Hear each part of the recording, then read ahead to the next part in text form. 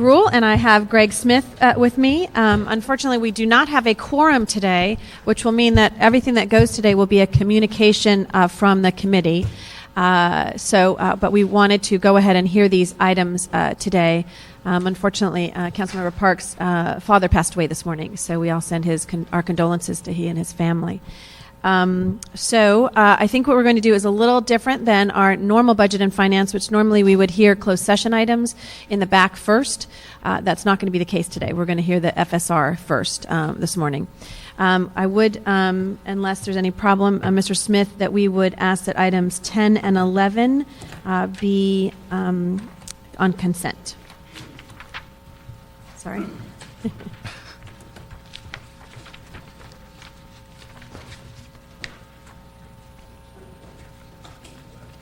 Okay. All right. So, Madam Clerk, 10 and 11 will be approved on consent and as communication. So I think we will go to our financial status report. Yes, item 8 on the open session agenda this afternoon. And maybe, yes, I'm sorry, before you come up, I'm going to maybe hear from the public comments first, and then we will go. Go ahead. Is the CAO second financial status report for fiscal year 2008-2009. Great, thank you. We do have 4 cards on item number 8. Emily O'Kelly, if you may come up to the table, Kelly Hawkins, Tiffany Syart, Jim McQuiston. Those are the 4 cards we have for item number 8. We'll start over here. It would be like me to be the first one to kick this off. Yeah. Give your name for the record. Okay. My name is Emily O'Kelly. And if we gave 2 minutes for each of these speakers, please. It is a great pleasure to be with you today and indeed an honor to address the council. I'm not a public speaker, so I just want to first clarify by saying I'm talking about KITS, K-I-T-S, not kids. Okay. I'm a native to Los Angeles. I'm a single mother. I'm a sole owner of a small business. I'm a taxpayer and a registered voter, and I vote. I'm here today to address the fact that you have in your power the ability to help women, men, and children who have been sexually assaulted in getting their power back to protect many more who, statistically speaking, will be sexually assaulted during their lifetime. I'm, of course, asking you to appropriate the funds to get new scientists in the lab to test rape kits and eliminate the backlog. A little more than a week ago, I heard a news story about the fact that the evidence needed to solve thousands of sex-related crimes sits on the shelf-packed refrigerators for years. This is the evidence that could lead to identifying and convicting rapists. And shamefully, the major reason that these kits are not being processed is that the city will not fund the process. I am sure that you are aware that most sex crimes go unreported. But for those sexual assault victims who are brave enough to come forward and to subject themselves to such invasive procedure as a rape kit, how can you allow them in this great city to be victimized over again by telling them your rape is not a priority? How can the city send a message to sexual assault victims that your body is not important?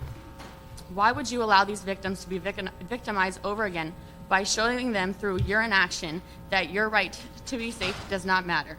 As I mentioned, the majority of these crimes go unreported. Knowing the way you handle rape kits, I'm not sure that if I would have the misfortune of being assaulted, that I would subject myself to a rape kit. This is not the message we want to send to victims. This is not the message or a free ride we want to give to sexual predators. Since the hearing about the city's council's choice not to fund and test the rape kits currently sitting in the refrigerator in an evidence room, I have been called to action. I believe when more people and fellow citizens learn about the low-level priority our elected officials feel this issue is, they will too be called to action. If I could just ask you to conclude. I apologize. We give 2 minutes to each. But if you'd like to say a last sentence, that would be great. I'm just saying I'm going to have a fundraiser called Cuts for Cause to donate from my small business to try to do that. And I would just urge you to give the funds to pass the funds. Thank you very much for being here. Appreciate it. And you did just fine public speaking. Kelly. Good afternoon. Kelly Hawkins, Executive Director for the Los Angeles City Commission on the Status of Women. One of the things that I think I've come to learn in this job is that sexual assault and violence against women has probably been the most difficult part of this job for me, just to really start to really address this issue because so many women in our communities are dealing with this issue. And so as a policy body to the mayor and to the city council, I just want to encourage you to continue and move forward with the funding of these positions, because it's important that if we're going to advise you on policy that is related to this issue, it's important that the funding follow. These positions that we put out to you is just not for them to lay on desk, and you've been very proactive in addressing your concerns and putting forward great resolutions on behalf of the city. So I just want to encourage you to continue to move forward and to allocate those funds to hire those necessary to clear the backlog. Thank you. Thank you. Tiffany, nice to see you again. Nice to see you too. Tiffany Syard, I'm the director of the Human Rights Watch Los Angeles office. Human Rights Watch is here again today to voice our message that we raised before the Public Safety Committee and before the Budget and Finance Committee 2 weeks ago. The rape kit backlog must be eliminated in Los Angeles, and it must be eliminated in a way likely to provide redress to rape victims. This does not mean simply clearing out the storage facility. This requires that protocols be established to ensure that once the backlog is tested, every rape kit profile is entered into CODIS and every CODIS hit is turned into an investigative lead. Until that happens, the City of Los Angeles jeopardizes public safety and violates the human rights of sexual assault victims. As we've said previously, a necessary part of backlog elimination is the funding of crime lab positions to increase the LAPD's capacity to test rape kits. But lab capacity alone is not sufficient to end the backlog. The funding of crime lab positions must be part of a detailed, comprehensive plan that not only will end the backlog that exists today, but also prevents it from accumulating again in the future. This motion today by itself and without the context of a larger plan is akin to starting a construction project on a house without a blueprint. If you have the walls and the cement, you're going to have a hard time putting the house together. So why is it critical to develop a comprehensive plan to get rid of the backlog? Human Rights Watch has found that jurisdictions that have tried to eliminate this problem without a comprehensive plan have failed. Those that have done so have succeeded. We've spoken previously about New York City and the fact that they implemented a very comprehensive plan to deal with the backlog. We've provided details in a written statement for you so that you have those details. Jurisdictions such as Virginia and Illinois have failed because they were not able to clear the backlog with a plan. And those backlog, while the backlog was reduced originally, it started accumulating again. So I realize I'm out of time. Anyway, it is imperative that we remember that these kits represent lack of justice for rape victims, and we urge the city to develop a comprehensive plan with oversight to make sure that not only testing, but all of the other elements of the plan are implemented so that this problem is eliminated forever. Thank you. Thank you very much. Jim McQuiston, and maybe if we could, if you'd let, we have some other speakers we're going to call up as Mr. McQuiston begins. Patty Giggins, Jerry Elster, and Cecilia Cabello, sorry. Jim. Jim McQuiston. Last Tuesday I gave you in council, because it hadn't been heard in budget finance, a statement. I've asked the clerk to reproduce it and pass it out today. But I've also supplemented it because some additional information I think would be very helpful for the committee. And one of the things that you notice, and which I noticed when I went through the county property taxes, was that it was really, really disorganized as far as who was in control of everything. And one of the things that you'll notice there is 1 year the property taxes increased. There were actually 5 years by only 1% when the CPI went up 4 or 5%. And this is really a shock to me. But since the county was just doing whatever the Board of Equalization said, and the Board of Equalization had it all wrong, you'll notice in there they've made so many errors. It's just incredible how much money we have lost because we haven't really taken a handle on it. And I really, really think that we've got to get some litigation on this. Probably in federal court would be a good idea, and get this straightened out, because we are losing It's just boggles the mind how much money we've lost because of this. I do want to say, too, that there were quite a few other suggestions which I think this Budget Finance Committee could institute. And I've listed those very briefly, but if you ever want some more expansion, well, I'd be glad to go through those. Well, I'm still going through the departments, and some of the departments are really cooperating very well. And I'll let you know about those later. Thank you, Jim. And we did get a copy of your document. Thank you. Patty, followed by Jerry. Hi. Good afternoon, everyone. My name is Patty Giggins. I'm the Executive Director at Peace Over Violence. We are the first and oldest sexual assault, domestic violence center in Los Angeles. And I've been here many times before. I've been to the City Council. For the past 8 years, we've actually tried to focus on the clearing of the backlog of the DNA testing for rape kits. That started when there was a pretty big scandal about 8 years ago when it was discovered that law enforcement was losing and/or destroying rape kits. And that was before we actually had the new crime lab. Recently, I presented a paper to the City Council, LA City Council, during Denim Day in LA. The white paper was called A Painful Truth, a 10-year retrospective on sexual violence, from the first Denim Day to this most recent Denim Day. And a lot has been discovered and come to the surface and arisen about sexual violence in the last 10 years, particularly focusing on the pervasiveness of how much sexual violence there is. And what's not happening is the prevention of sexual violence via the new state-of-the-art capacity for forensics, as we know. That's why we're here speaking about this today. The plan that I've seen, I know this is supported by several city council people, Jack Weiss, Wendy Gruhl, Eric Garcetti, has a planned procedure to hire criminalists over time, at the same time sending out the kits for testing. It's so critical that we get a handle on this situation. We have a new campaign at our agency called "It is Never Too Late to Heal." I think that is true for rape victims, but I'm afraid that we're getting to the place where it is too late to seek justice. Thank you. Thank you. Jerry. My name is Jerry Elster. I am a victim of a rape whose case went solved after the statute of limitations had passed. This happened before 2001, and I went to testify in California, and we changed the statute of limitations.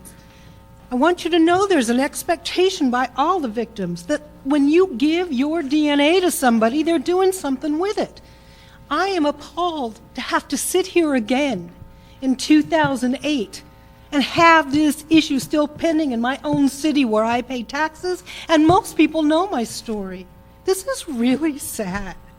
It's sad for victims. It's sad for public safety. It's sad to spend money on other things and tell everybody it's a money issue. How embarrassing. It's sad for Los Angeles in general. I know there's issues. I read them all the time. I just don't understand why the issue of rape and sexual assault is last on the frickin' list.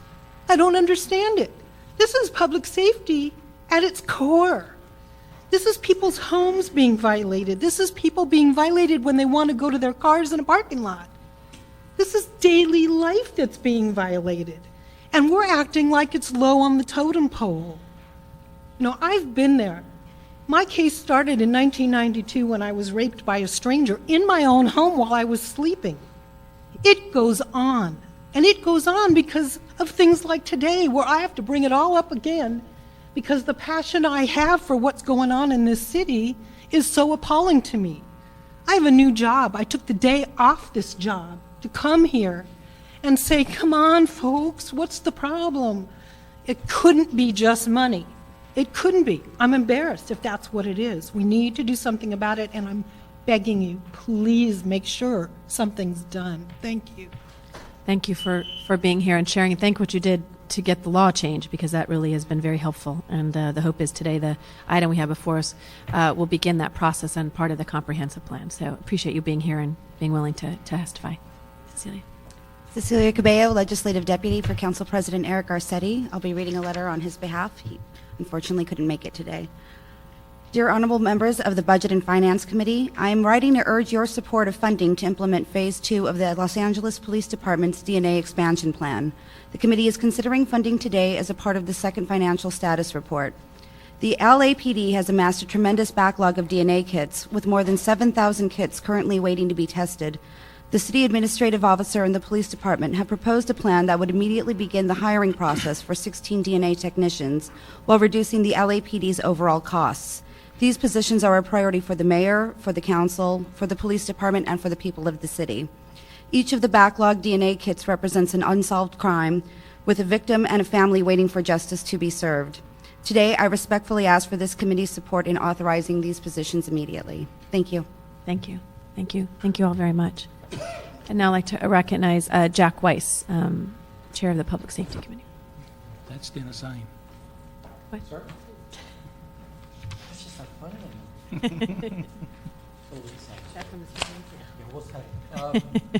Little humor. Thank you, Councilmember Gruhl and Councilmember Smith. You know, the reason that I am here today and that the reason I have worked on the issues relating to rape in the city of Los Angeles for the last 6.5, 7 years, that is entirely due to Jerry Elster, whom you just heard from. I met with Jerry in my West Los Angeles office, and my guess, Jerry, is it was 2002. I'm not sure. It's 01, 02. It's something like that. Right around the time that it was revealed that the LAPD was destroying old rape kits rather than retaining them. And it was revealed that the LAPD at that time did not know that the statute of limitations for rape in the state of California had been extended where you tested the kits. And so the kits were being thrown out. I'm very proud that I had something to do with changing that policy. And I am very proud that I've worked with Jerry and Patty and other advocates in this community for the past 6 or 7 years to try to change LA City policy with respect to testing rape kits. And today we are, and actually we have done many things over the past 6 years. And Mr. Smith was the first to point that out, and he was absolutely right.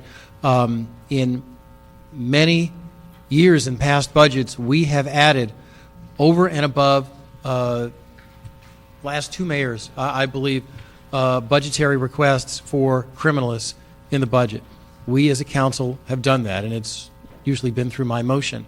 In last year's budget, I put a motion in, and I believe you seconded the motion, Ms. Gruhl, to add 10 new criminalists, 16 total personnel to the budget. And the motion was approved, and I was told, in a sense, go find the money for these positions. And I mean, a lot of people have been very cynical about that vote. I have always taken it as a positive. I never took it as a negative. I wish I'd been given the money and I wish I'd been given the authorization and the appropriation at the same time. But the vote to authorize, in a sense, I always took as a policy recognition by the council of the fact that these were justified positions. Now, what we have here today is a proposal that I've worked on very closely with you, Ms. Gruhl, as well as with the council president, Mr. Garcetti. And I think it is fiscally prudent, and I want to and I just want to address the fiscal prudence aspect of it for a second, because Mr. Smith sits next to me on public safety. He is the most fiscally hawkish person I know, and what he is concerned about is basically making sure that we have pay-as-you-go budgeting in the city of Los Angeles, and that we don't allow any program, justified or not, to balloon out of control. And you've always wanted fiscal safeguards for everything. It's not, and by the way, I know full well that those concerns are not just about this particular issue. You've got those concerns on every issue across the board. I think what the CLA and the CAO have put before you today does that. I think it responds to, in particular, your concerns, Mr. Smith, that are unrelated to the precise issue, just that the LAPD live within its means. I mean, in a nutshell, if I could just summarize, I think that's what you've been saying, and you wanted to see fiscal discipline, and that's the proposal that we're putting before you today. What the proposal is, conceptually, is the first tranche of my 2.5-year plan to end the DNA rape kit backlog and begin a real-time testing protocol in the city of Los Angeles. And while today you're voting just on this item, it's important that all of you and that everyone else who's here today understands that what is needed is this plan. And I wish it weren't 2.5 years. It's not 2.5 years because it makes us happy that it takes that long. It's 2.5 years because I asked the folks from the crime lab, and they're here, what is the fastest rate at which you can absorb and train new criminalists into the crime lab? And I've always been told that that is essentially 10 criminalists per year. If it were 100 per year, then I would put a plan before you that said hire 100 this year. But it's a science as well as an art. It requires a lot of sophistication.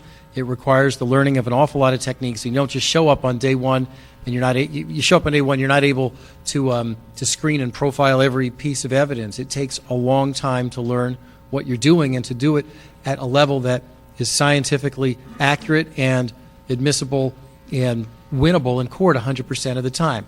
So, but what I've said is, okay, let's find out the maximum capacity of the crime lab, and let's do that. Let's not do half X or a third X. Let's do X. And X is 10 criminalists every 6 months plus 6 attendant staff positions. And that's what's before you today is essentially the first 6 months of this plan. And I will, not today, but in future budgets from this position or, in another position, advocate for staying on that path. And I believe we are soon to having that path basically be enshrined as city policy. Now, the other thing we need to do at the same time is outsource kits. Because even if the city grows its crime lab, all we're really going to do at the end of the day is be able to test kits in real time, which is of vital importance. The kits that are in the backlog need to be sent to outside labs. Through discussions with the crime lab and based upon their research, we believe the appropriate figure is $2.5 million a year. That's 2,500 kits a year. That clears the backlog in roughly 2.5 years. That element is not before you today, but again, I hope and believe and want to suggest that that should be enshrined in city policy soon. Mr. Smith, this is probably the first time since you've heard me go on and on and on and on and on about this issue in the last 6 years that I'm here with the mayor's office and the police department and the council president and the pro tem and the CLA and the CAO, and I've missed anybody in the alphabet soup of city government. I'm not sure. I probably have. And the LAPD, I think I mentioned them. And that's important because you wanted this done in a fiscally sound way that grows the department in a responsible way. In the future, this might mean that the scientific side of the house starts to weigh, proportionally speaking, a little more than the officer side of the house. But guess what? It's the scientist part of the house that is clearing recidivist, repeat offender rapists and taking them off the streets. It's well worth this relatively small expenditure of money, and I've worked very closely with both of you throughout this period of time. Mr. Smith, it doesn't mean we're going to stop the weekly presentations in committee on rape kits. If we pass, we're still going to do it until the backlog is cleared. But I really hope that you all can send this forward to council today with your recommendation. I'd be happy to take any questions if you have. Thank you, and I just want to thank you, Mr. Weiss, for your leadership on this, and particularly to the people in this room who have including you, made this a cause and the importance of it. And since the day we started talking about it and the many motions we've introduced in your weekly discussions of the DNA, it is critical to the city, and it's critical to the lives of women and to people like your constituent who's here today, who's been fighting this, and know that we're listening, and that this is a small part of our bigger picture, which you've talked about, because I know the Human Rights Watch also talked about the importance of there being a plan to not just for this next 6 months, but going forward.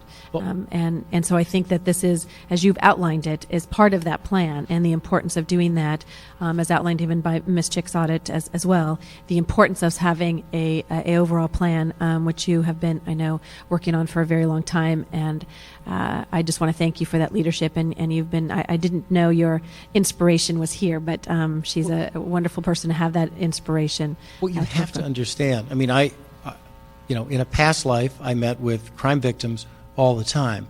But when I met with Jerry Elster, I met with someone who was not just the survivor of a brutal, violent crime, but had turned a significant portion of her life into advocacy and, I mean, real hardcore nuts and bolts, get important things accomplished advocacy to make significant changes in the law. It was a big deal, and I told her I wouldn't stop working on this issue ever, and I never will. And it is truly due to her. And it just goes to show you that, an advocate in this sort of situation can make a world of difference, and I hope today that we show Ms. Elster that the city's listening. And for the women who are waiting for their cases to be solved. And I think LAPD has heard from us loud and clear as well the importance of this, and share that. And I think we've turned a corner in the city on the issue of DNA and women's rights and the issue of rape kits. Do you want to ask any questions, Mr. Weiss, before we go to the larger picture, or any comments? I just want to commend Jack also for your leadership on this. You've kept it on the front burner, and it was an appropriate thing to do. And while I'm the fiscal conservative on this council, I've never said no to this issue once. That's right. I never said no. And the reason is I understand the arguments the ladies have made about what we have to do, and it's our responsibility to find the money. Even in these critically difficult times, we found the money. And I want to publicly state that I think it was disingenuous of our city controller to criticize us for our inaction, when over the past 6 years, on your leadership and under your pushing, in concert with the police department, we actually created the cold case unit, which includes rape cold case. That was created under your watch. That we've put 23 detectives over there, that we put these criminalists in the budget, that we're adding more this year, that you put $100,000 of your own office money in there to clear some of those back cases. All that has been done in just a few years, and all the things that went wrong were in the previous 10, 20 years, that nothing got done. But this council has stood up and said, we're going to fix this problem, and we're going to throw every resource we can find at it, and we've begun to do that. There's more to be done. I assure you, we understand that, and we will do everything we can in these tough budget times to find those resources to do it. And the plan you've articulated, I think, is a good plan. And $2.5 million a year on a $7 billion budget is difficult to find sometimes, Ms. So, but we will find that. We'll find And I appreciate that, and it is a privilege serving with you on public safety and hearing those weekly updates. And you are always the first to participate and ask very significant questions of the folks from the crime lab who come. One thing that you and I have been talking about in public safety that makes this action all the more important is, and I imagine that most people in this room know this, but in case there's someone here who doesn't, at the beginning of 2009, which is right around the corner, this police department and all the police departments in the state are going to be taking swabs from nearly all of their arrestees. And the state offender DNA database, which is already quite significantly large, is going to grow. I don't know whether it's a doubling or a tripling, but it's a very impressive growth spurt. Rape is a repeat offender offense. And by definition, if we get a hit on you, it means you did it once before. So At least once. At least once before. So now is the time to grow the number of criminalists in the crime lab, because the offender database is going to be more robust than ever before. We're going to be hitting more often than ever before, and therefore we're going to be taking the most violent people off the streets. I'm not leaving until you vote. I'll be right over here. And I was just going to go to how we're going to handle the next part of this. And we can. I think we've got a good sense from Mr. Smith and myself that even though we are going to go through each department, we're going to have an overall view of our financial status report. I think I can accurately say that on the item here for LAPD and the DNA that both of us will clearly be approving that as one of the makers of the motion with you and Mr. Garcetti and Mr. Smith's involvement as well in his remarks. So you can rest assured that we're going to take that out right now and say that we're voting for that and moving it forward to the City Council. So thank you all for being here. Thank you. Thank you, Mr. Weiss, for your leadership on that.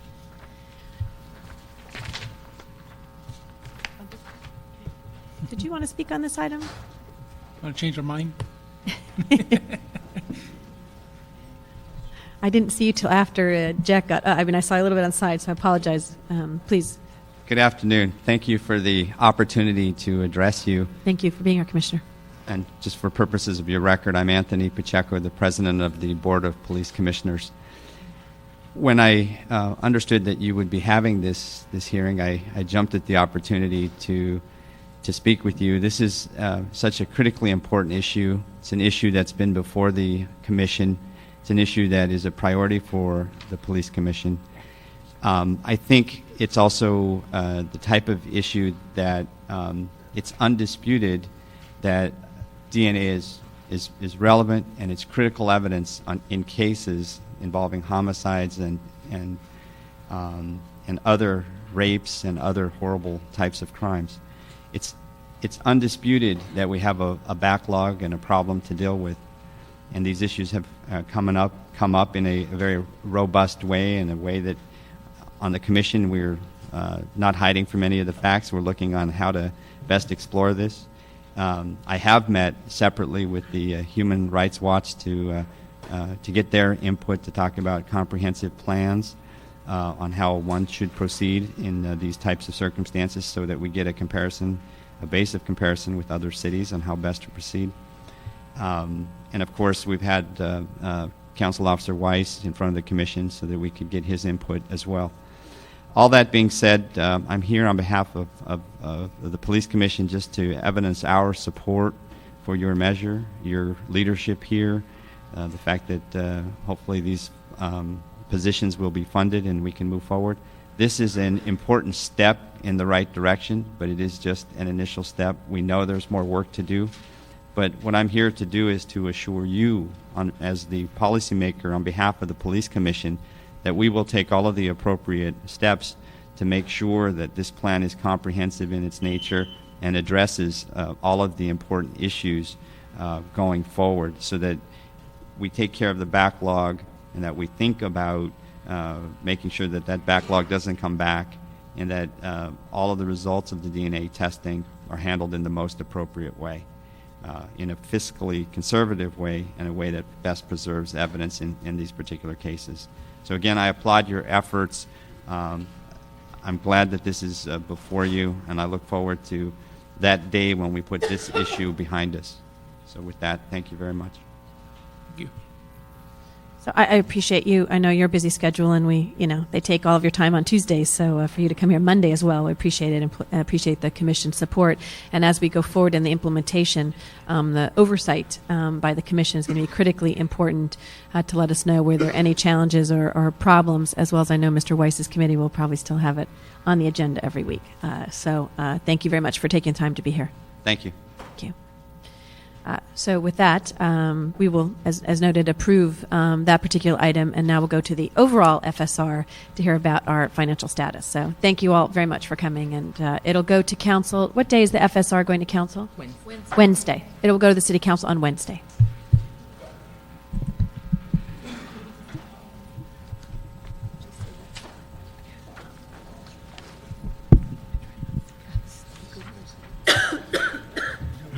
All right. Good afternoon. As you see on the agenda, we're here with our second FSR. Unfortunately, we don't have a whole lot of good news to come before you. As we briefly highlighted at the Council Budget Day, our revenue and expenditure picture is not very good at this point. Overall, we've identified a combined revenue and expenditure shortfall of approximately $110 million this year. 55 in revenue, and roughly about 55 in expenditures, after accounting for some of the offsets that are available. Our reserve fund stands at about $150 million, with 25 in the contingency reserve. Unfortunately, if you look at the 25 and offset against 110, we're about $85 million short. We have a long ways to go this year to balance the books. Hence, in looking at the picture without action, I'd have to say that we may be on the verge of financial or fiscal crisis this year. And we're going to need to take some action in order to balance and to make sure we do not tap into the emergency reserve this year. Real briefly, let's talk about expenditures. We've identified about $82 million in deficits, about 37 in departments and about 47 in non-departments. Most of the departmental deficits are due to the 6-day furlough money that was taken from them. The non-department shortfalls are primarily due to the liability settlements and the petroleum deficit. We are looking at options to deal with the potential large liability settlement, and certainly we're going to be working with departments to sort of offset their projected deficits at this point. We think just sort of working with departments, we can reduce that $55 million by about 10 or so to get down to 45 without really impacting services. But we still have a long ways to go this year in order to balance. In looking at our revenue, as we went through last spring in the budget preparation, we planned for a slowing economy and a declining real estate market. Therefore, in the first 3 months of the year, our revenue counts are very close to plan. But as we go forward, we do believe that gap is going to basically widen as the effects of the economy and the real estate market really have an impact on our revenues and our tax base. I passed out a little bit earlier an updated graph that we presented in the Council Budget Day. And I wanted to sort of briefly share with you sort of the importance of this graph and how it sort of punctuates our precarious revenue situation. Right now, we added 2 data points at the very end for 09 and 010.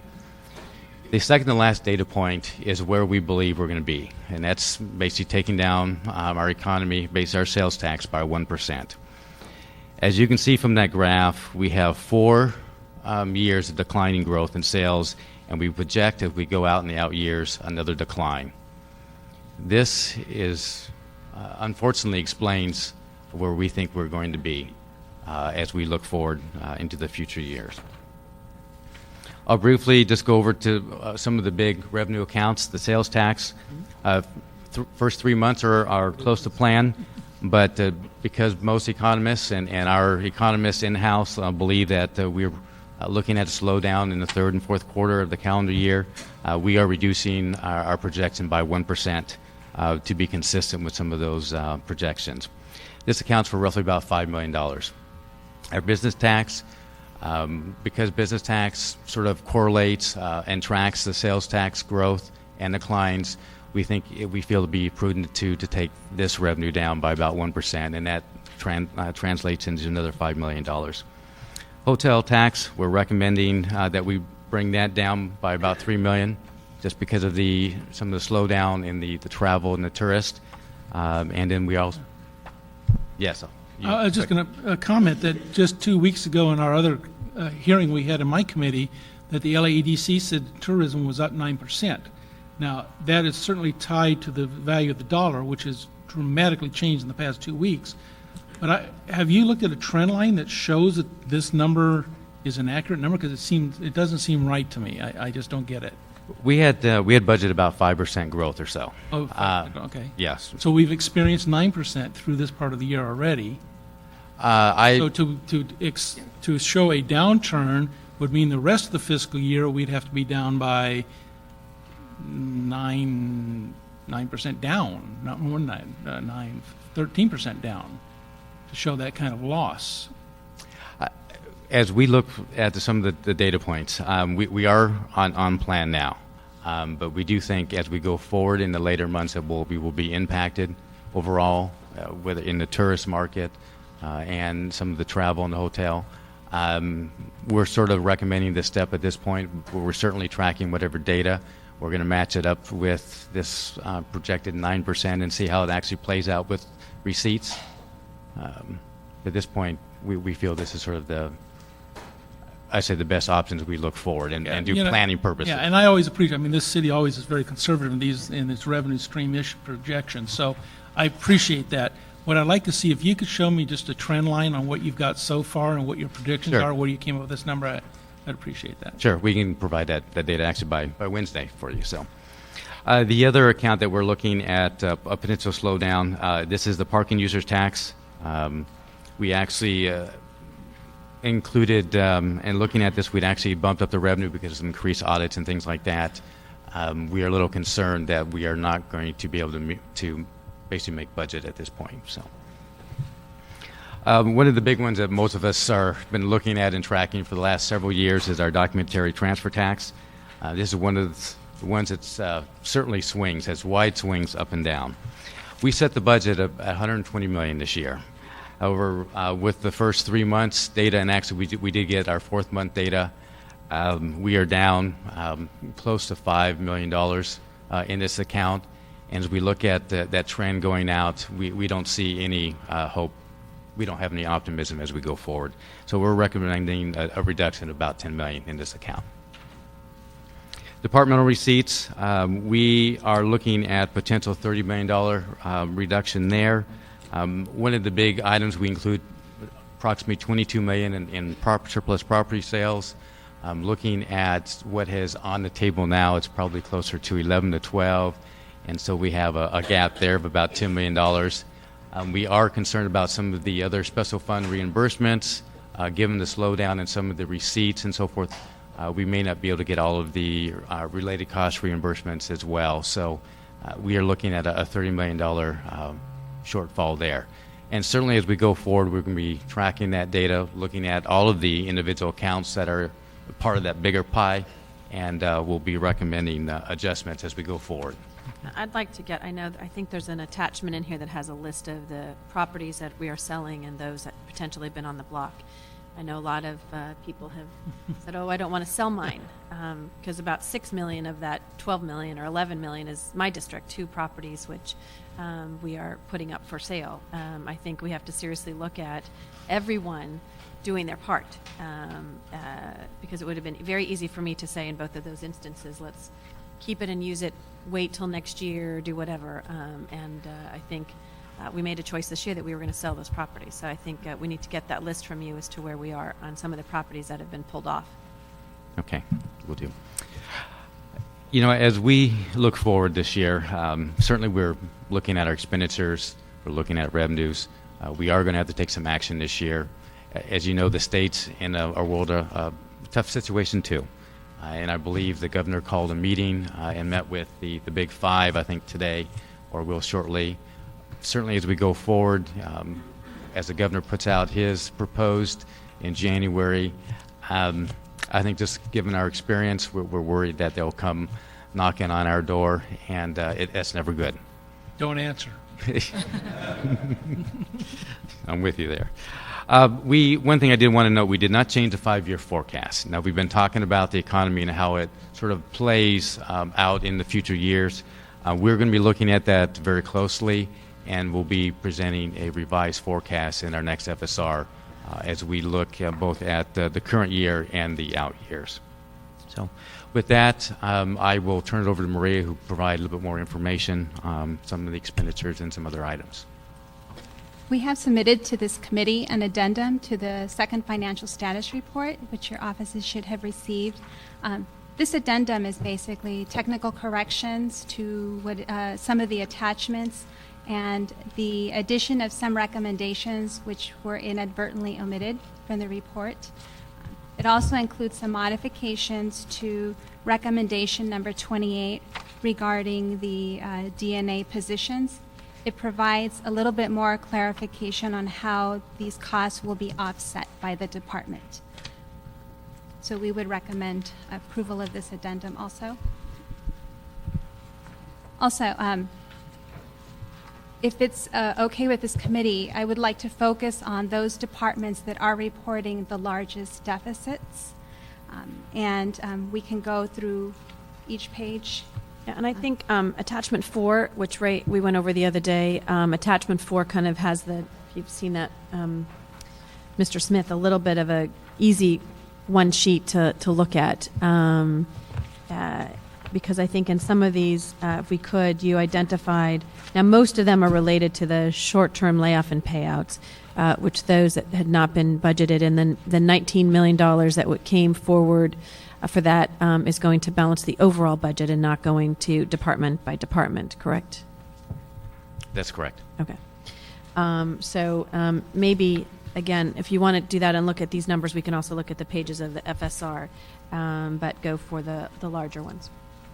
So based on our review, those departments that are reporting the largest deficits would be... I'm sorry, these are projected for the entire year, so this is not for this month per se, so it will... No, these are year-end expenditure projections, and these numbers do not reflect any offsets from the unappropriated balance short-term layoff agreement account. So these are the projected year-end expenditure deficits without any offsets at this time. So the first department would be City Attorney, which is on page 20. Excluding the liability claims account, we are projecting a year-end deficit of approximately $6.2 million.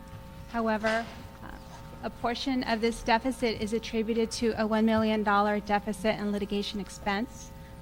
Another portion of about $2.8 million is in the proprietary reimbursed account. And as you know, these are positions that are not funded, are resolution authority positions that may not be funded this year, that are expecting to receive reimbursements from proprietary departments. In some cases, those reimbursements will not be received by the close of the year end. So there's a $2.8 million deficit in that account. And but we don't have any concern that it won't ultimately be reimbursed. Is that correct? It's just a timing issue. It's a timing issue, yes. And is there any way in which we can get that sooner rather than later from those proprietary departments instead of us carrying the deficit? I think the issue is that the funds are received on a reimbursement basis, and there's always going to be some lag time, and when the funds come in, they are deposited into the general fund and not specifically within the department's budget. Also, a large portion of this deficit of about $2.1 million is attributed to the short-term layoff budget reduction. At this time, we are not making any projections for outside counsel. We are waiting to hear back from the department on what they will be projecting this year for their outside counsel expenditures. Next department. Next department would be page 26. We're looking at the fire department.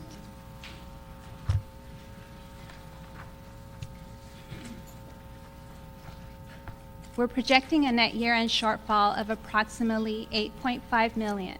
A large portion of this shortfall is primarily attributed to 173 platoon duty vacancies that must be backfilled. There's also a $1.2 million deficit in field equipment expense, a combined $1 million deficit for sworn and civilian overtime, a deficit of $500,000 in salaries general. This deficit reflects a $502,000 short-term layoff budget reduction. It also reflects the impact of a $3.875 million reduction to the sworn salaries account resulting from a prior action related to the Harrow Ackley case. This report recommends a transfer of $1.2 million from the fire department's special training fund. Once we transfer this $1.2 million, it offsets the deficit and reduces it to approximately $7.3 million.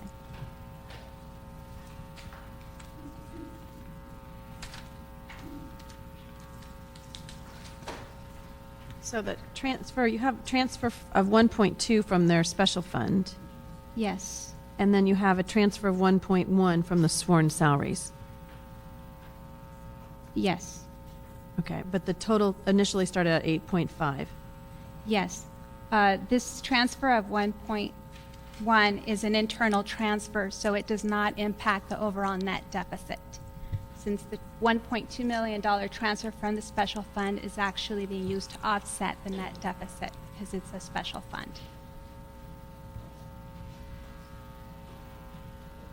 So the internal transfer does not offset the net deficit, it just offsets a deficit within an internal account, which doesn't change the net number.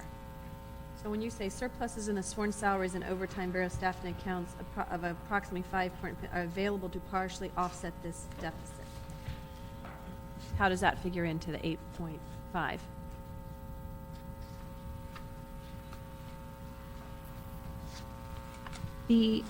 The actual deficits, the net deficits, the actual deficits are typically higher. Then there's surpluses within various other accounts which offset those deficits. At the end of the day, when we factor out account for all the surpluses and deficits, we're left with 8.5 million expenditure deficits. So the 8.5 is your net.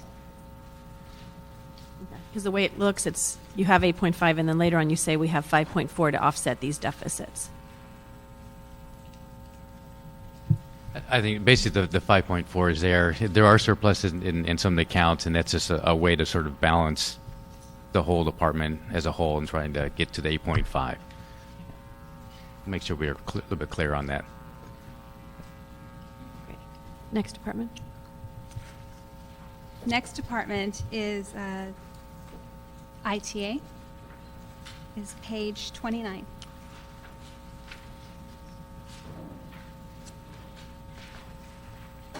So for this department, we're projecting a net year-end deficit of about $2.05 million, and this deficit is mainly attributed to the short-term layoff budget reduction.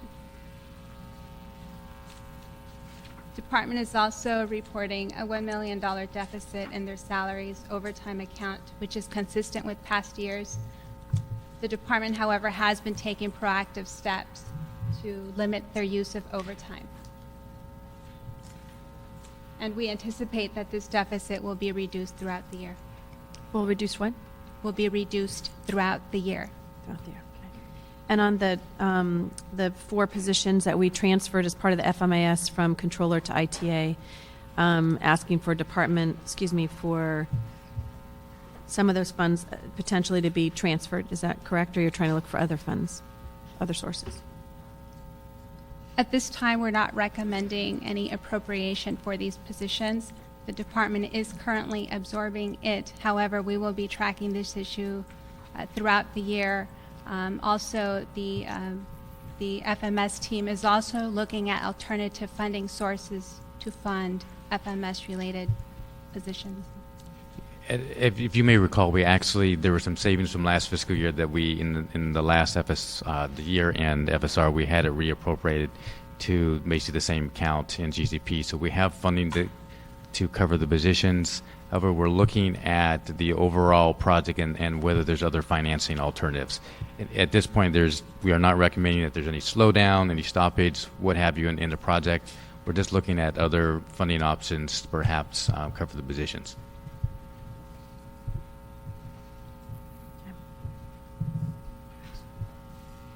Next item. Okay, next department would be, I think we're looking at the police department, and that would be page 33.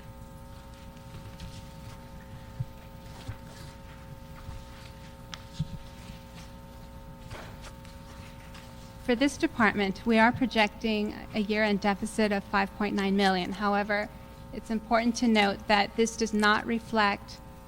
number does not reflect the offsets that we are recommending in this report. That would include the $2.5 million from the unappropriated balance short-term layoff agreement, the $2.05 million from the unappropriated balance from the police administration building. There's also a reserve fund reappropriation recommended for various items in the amount of $369,000. So the 5.9 is your actual number before all of these are taken into account. Now, in this statement, it says the 4.9 million surplus in sworn salaries is, as net hiring is below budget plan, which is not factored into the projection above. So in this instance, is that part of the offset as well? This one, no. No, we were basically saying because this account is very large, that it fluctuates from pay period to pay period, that it's too early to call at this point. This is just what we're seeing right now. But certainly as we go through the year, as we look at the hiring and attrition, this amount's going to change. We just think it's too early to make the count on this money. And it sounds like, from what you said to me, Ray, in reading this, that the police department has stayed within their overtime budget. Yes. Yes. Okay. That's the good news. Out of all of this, that's the good news, that they've stayed. Because we gave them a holiday. Yeah. It's just funny how you correct one thing, but then others pop up. Yeah. Okay. Next. Recreation and Parks, page 42.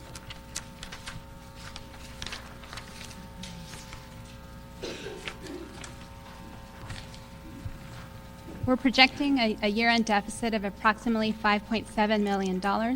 This is due to a $2.4 million shortfall in the salaries general account and a $3.3 million shortfall in the salaries as needed account due to unfunded COLAs.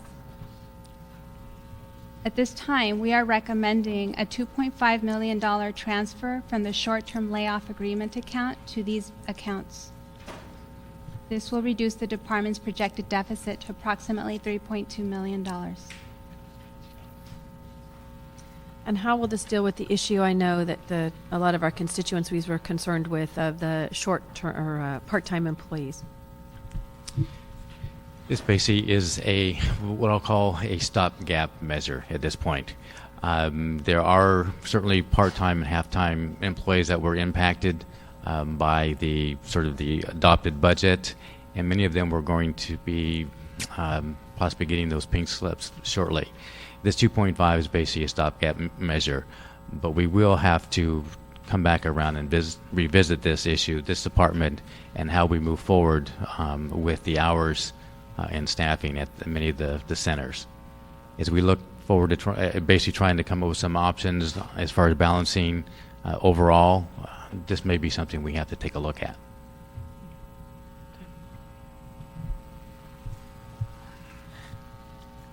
I think one of the issues on that, when we had Mr. Muckery in council and you remember in committee, and we said, let's help you solve this within, I think there was not a clear understanding about some of the impacts that would be and whether or not, and I think we talked about the CAO and CLA about there would be the short-term things that might be gone as part of that.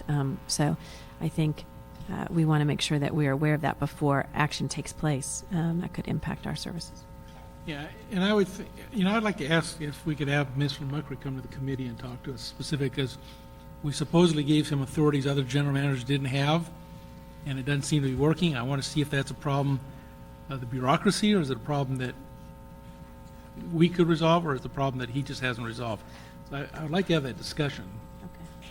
So we'll ask as part of this to have a report back, if maybe even our next budget meeting that we have. I'm not sure when that's going to be, but the next budget meeting is probably a couple weeks. I know we're not having it next week, so maybe even 3 weeks because of the 17th? Yes. Okay. Yeah, wow. So the other department that we have would be transportation. Projecting a deficit of approximately $1 million. This is related to the short-term layoff budget reduction. If you could, because Ray, in my understanding, and I know we have a new, in your new status report, there's the same attachment, although it's probably, it's still designed as attachment 4. Mm-hmm. You indicated to me that you had some high hopes of some of these departments being able to meet the different deficits that they have that you look at as we went through the larger numbers. And you mentioned $10 million at least that you thought. Is that all you think? I mean, do you think they'll be able to absorb some of these other costs, or? We actually, about a week ago, we had our analysts contact the departments, look at, basically talk to them, see what departments could absorb without really impacting their existing services. And that's preliminary. We're looking at that 10 million. I think basically we're going to have to come back to you in a very short turnaround within the next couple of weeks. We should get ourselves scheduled for that 17th meeting to talk about how we're going to resolve this current year, because I think, as you know, the sooner we act, the sooner we can deal with the problem. We hope that we can make that. It's going to have to go up. I do think, as we look forward, the only way we can balance it is we're going to talk about services and some service levels. Unfortunately, I think we are there.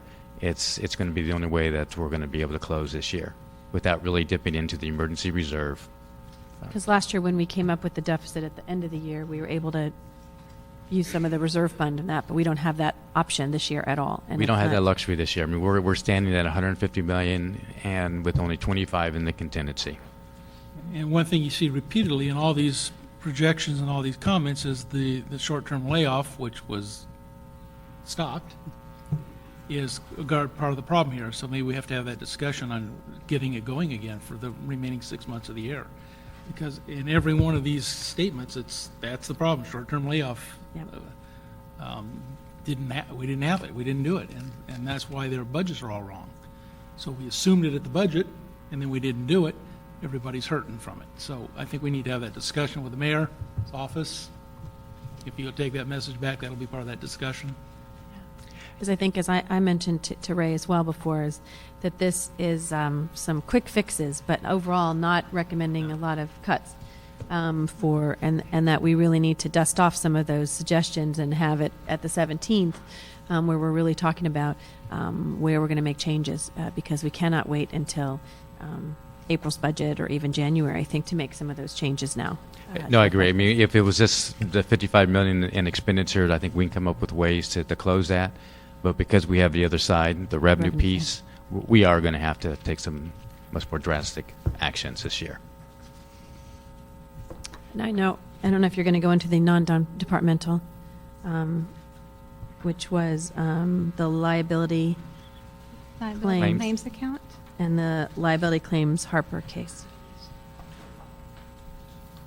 Well, actually, we can go back under the city attorney. I believe we provided discussion there.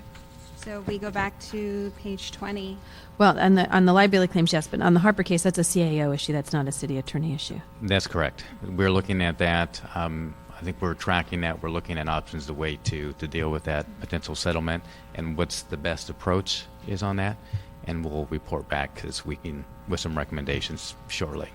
Okay, because I know we're supposed to have the case come back to us. That's correct. Okay. Any other questions, Mr. Richards? We'll be happy to answer any other questions in departments or on revenue. On the one thing, and let me say, I have no problem with this because we still haven't resolved the issue with the special fee waivers, which we've been talking about for only 5 years, so it's not a big problem yet. But the fact that we haven't got the policy yet, and you're recommending now a total stoppage of any further waivers, there are some special events that are citywide that have significant impacts.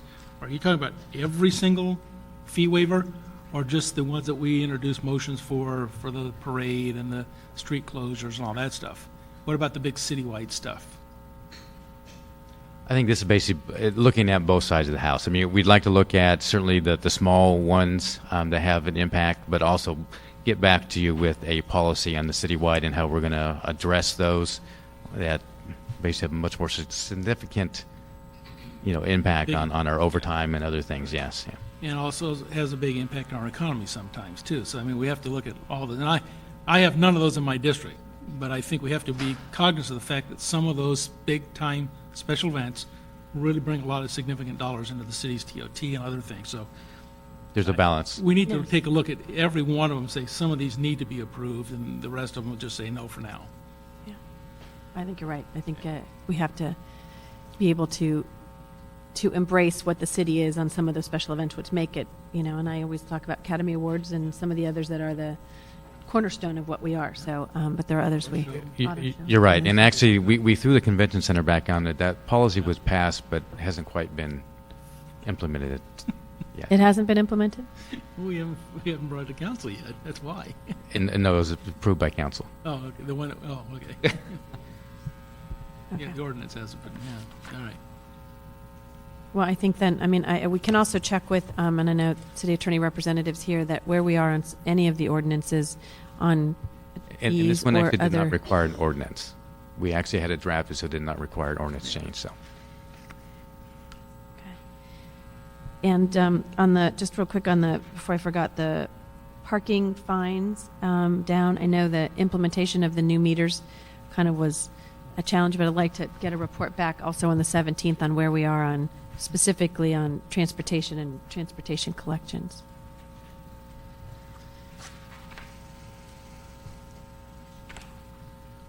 Any other questions you have? How many of those meters they got out now, by the way? I've seen them mostly downtown. Yeah. Anyone from DOT here? DOT? Don't be shy. This,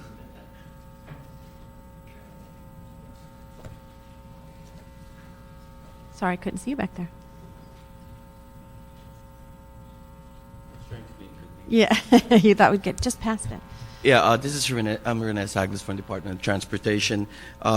We have most of our implementation done in the business district, and we have gone through the 2 months, almost 2 months. We're on our way. One of the things that we are trying to do now is to finish within the 3-month period that this was directed by the department to implement the increase in rates, and at the same time the expansion of hours and days of operation. We have met some challenges during the implementation, and effectively based on the implementation schedule of our department, we are looking at the middle of December to complete the full implementation, the impact of which will probably settle after a month or so, because the implementation, since it's done on a staggered basis, the impact on the revenue could only be settled down after 2 or 3 weeks once it's implemented. Initial report comes that the first 2 parking meter zones or 3 parking meter zone that was done in the first and second week of September showed an increase of about 50 to about 60% of revenue. 50? Yes. But again, we're looking at it, the dependence. It depends on how much percentage was increased. Remember, we have a minimum $1 and double the rate. So in this case, most of it are the double the rates, which is from $1 to $2. Now the others, which is from 25 cents to $1, that's a 400% increase. And the other setback that we have is, of course, the economic downturn.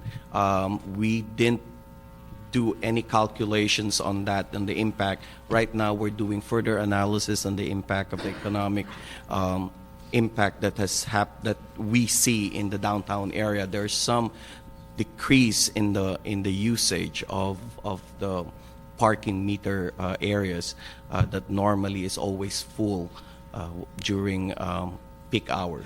yeah. And how many meters have we installed on the new kind? The total so far that we have installed, the total number of spaces, we're looking at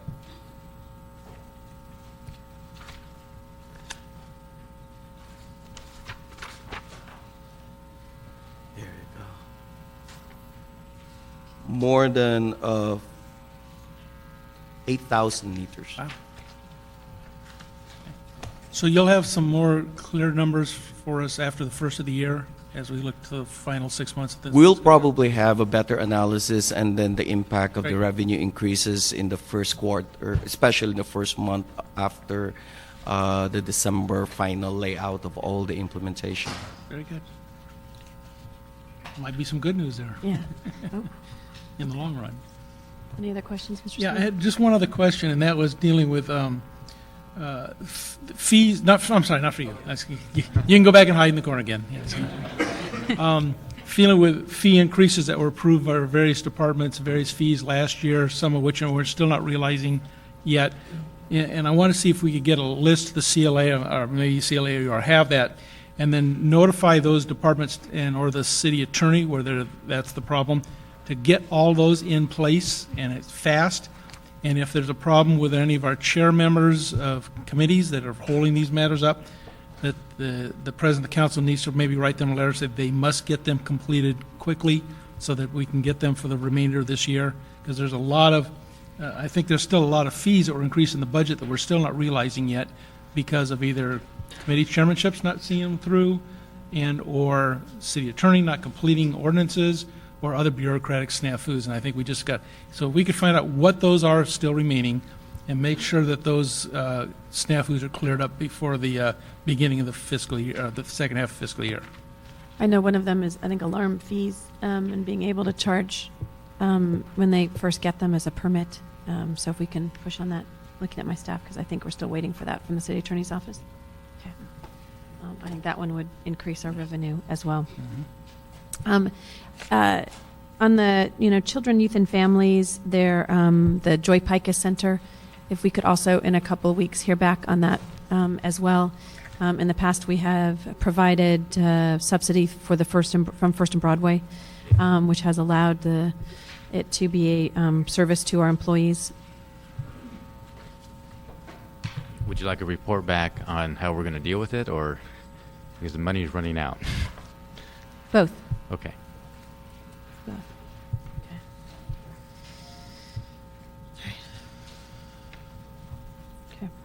Committee members, we also wanted to point out something else, non-departmental related, but important nonetheless. It's related to the gas tax. We are noticing a decline in gas tax revenues from the state. We are looking into this issue. At this time, we do include recommendations to defer some gas tax funded projects and Proposition 42 funded projects. That's recommendation number 33 of our report. We looked at the status of these projects. There is no major impact in the deferral. It deals with construction funding. However, these projects are currently in the right-of-way process. So there's no impact to those projects at this time. But it is an issue that we are looking at closely. The other issue I want to follow, we did parking validations, I think, in transportation and moved it forward to, that was in the tune of $750,000, and we were going to come back, I think, in a couple of weeks. So we want that on the 17th about how we're going to reduce those. I'm not sure if it's coming to transportation before then, but Mr. Smith, we had that building and safety had about $300,000. LAPD had about $150,000. Library was about $100,000 for the downtown, but that was part of the SPRF. But that we, in times, we don't need to be providing parking validation. Okay. Great. I think that's it. Thank you. So we'll adopt the report as provided to us, and it'll go to council on Wednesday. The next with item, report backs as we've indicated. But the next thank item you all to the departments. It was painless, I think, for the moment. The next item on the agenda is item number 9, motion and CLA report relative to a proposed luxury tax on homes within the city of Los Angeles that exceed 5,000 square feet.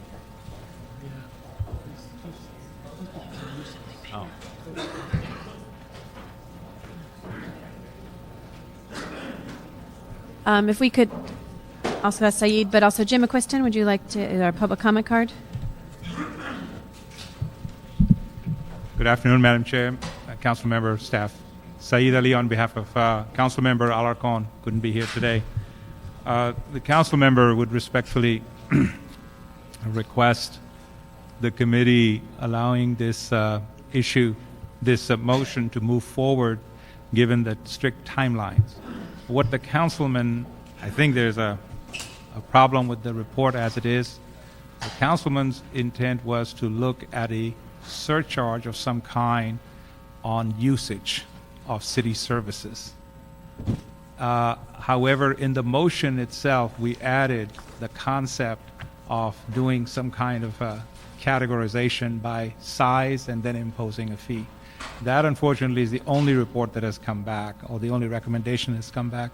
We've been in communication with the CLA. they feel they can do an analysis and provide a report to the council in a timely fashion with regards to a surcharge on the utilities that are used in these large homes. There are only about 6,000 of these homes citywide, 5,500 or 6,000 out of about 550,000 single-family residences in the city. So that would be the councilman's request, to allow this luxury tax on usage to move forward and to come back, to go to the council with a report that will be prepared. And if it's not timely, then we'll have to take a shot at it another time. Are you asking it to go for the March ballot? Yes. So, But if we don't have any information. information from the city attorney even on this, how can we put that forward to the council? We've had discussion with the city attorney, and maybe we can hear what they might have to say. Okay. I'm Roy Morales with the CLA's office. I'm familiar with those discussions. However, the deadline for placing a measure on the March ballot is October 29th, which is, in fact, this item is on the agenda for tomorrow. The concept that Council District 7 is describing is similar to the concept described in here, which was, for example, an alternative to do a surcharge on a documentary transfer tax, that is, a surcharge on a transaction, which is a feasible option. It's feasible? This one is a feasible option if the council members so choose, or the committee or the council so chooses. The discussions for levying a surcharge on utility use are also another option similar to that. So those are alternatives to what is in the motion, and those can proceed. However, as you mentioned, Councilman Smith, we would need to be very clear on the instructions to the city attorney as to what to be drafted, and that item is on tomorrow's council agenda.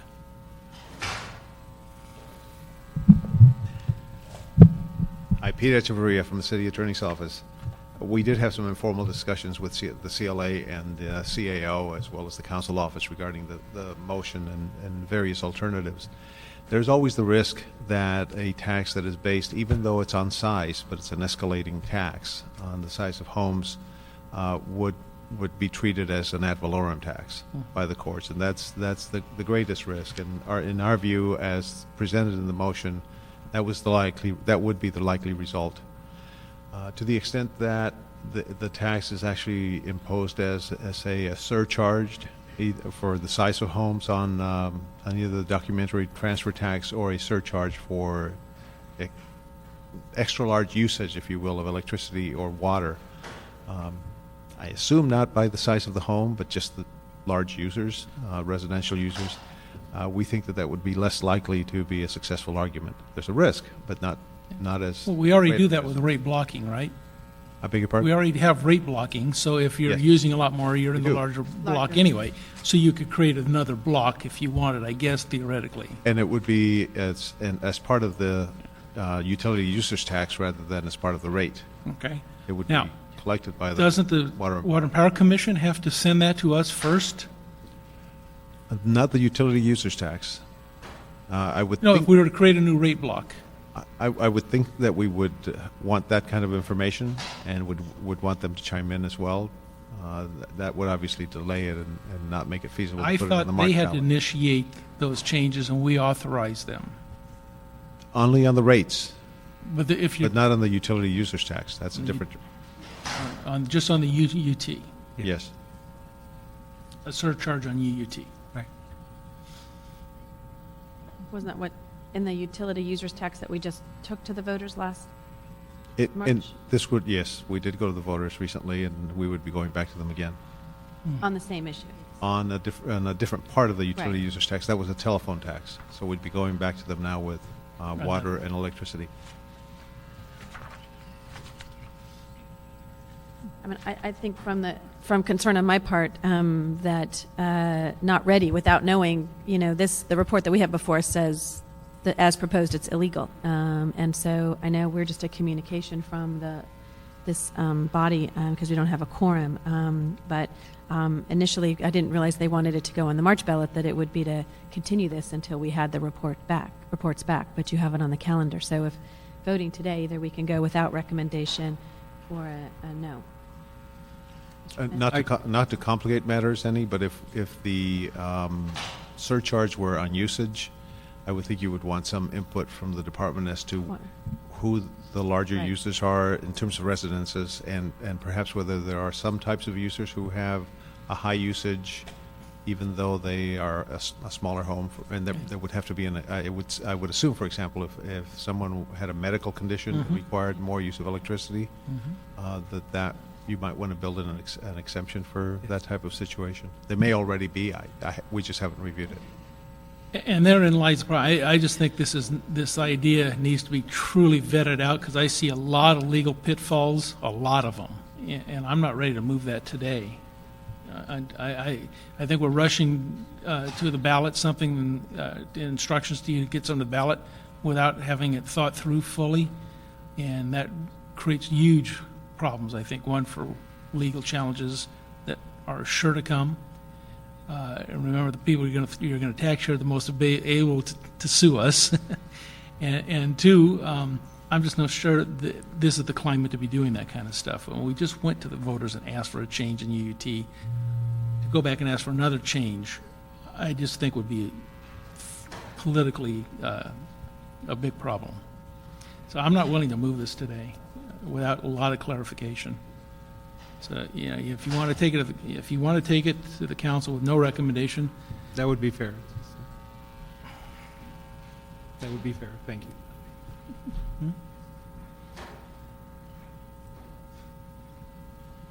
I think we don't feel we have enough information to vote on it, and if forced to vote on it today, that we would vote no. And so I think that's our concern. Yeah, I still don't think we should take it to the council. Quite frankly, I don't think we're ready to do that, even have that discussion.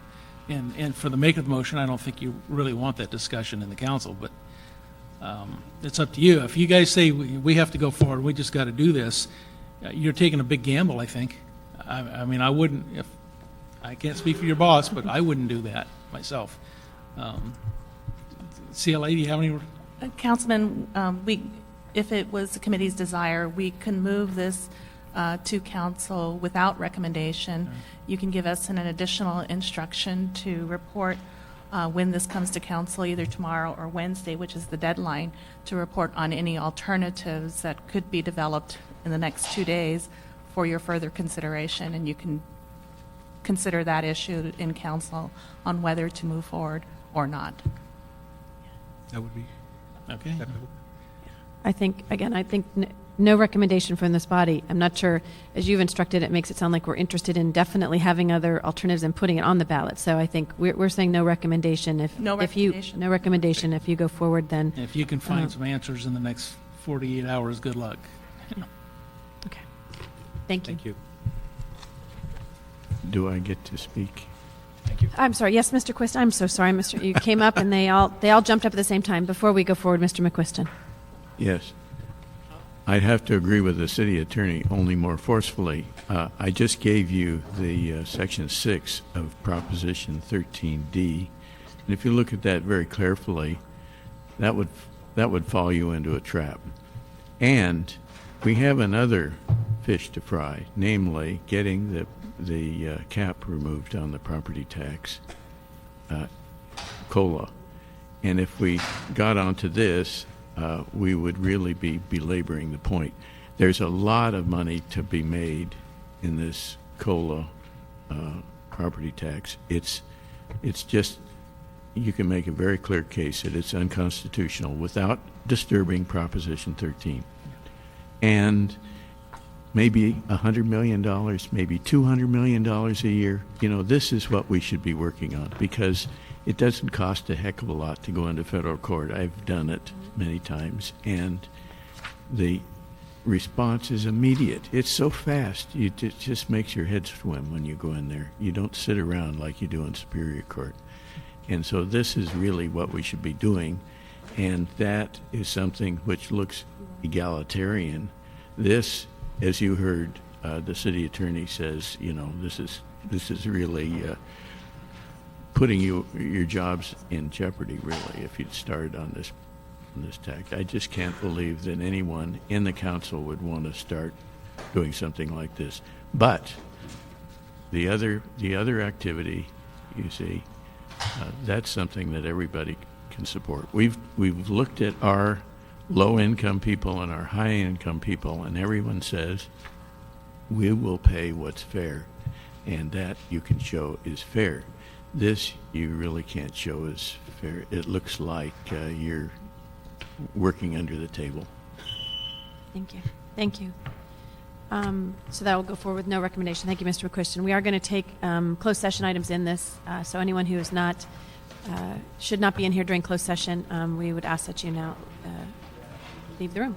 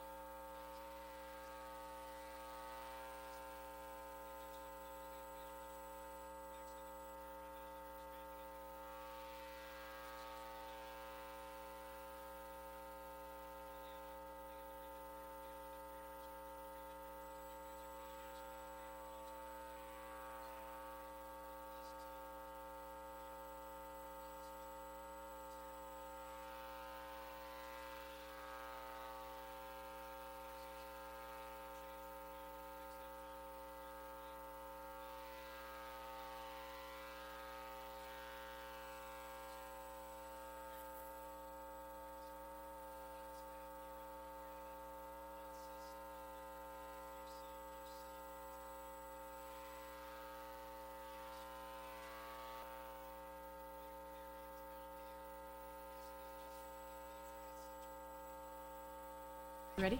Okay, all right. Open session, any items we need to approve in open session? No. This meeting's adjourned.